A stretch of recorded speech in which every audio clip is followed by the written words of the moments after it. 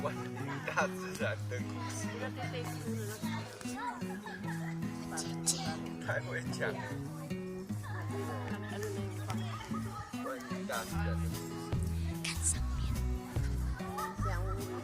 看上面吧。大家请看上面吧。大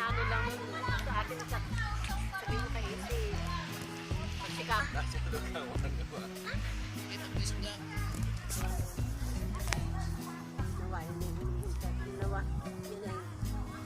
请让小狗又来了。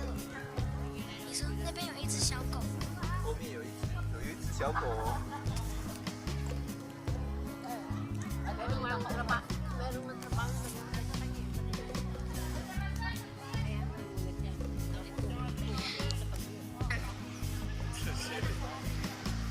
你不要踩那个了。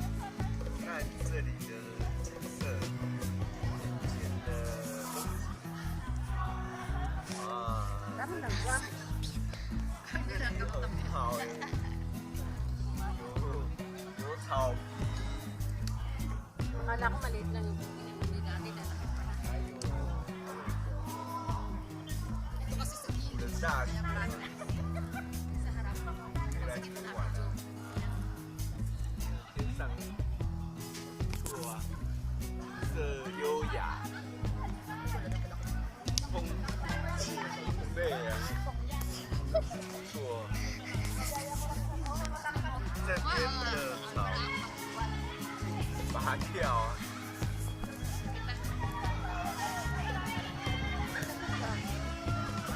那子，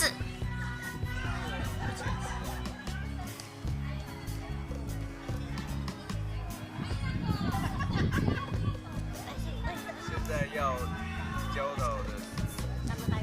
大家是到另外的世界第二集。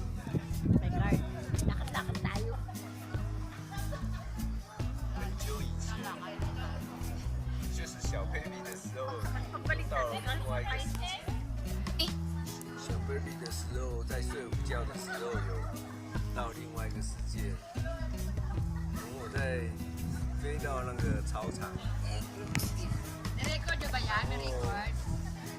觉得好清晰哦，跟真实一样。然后也有在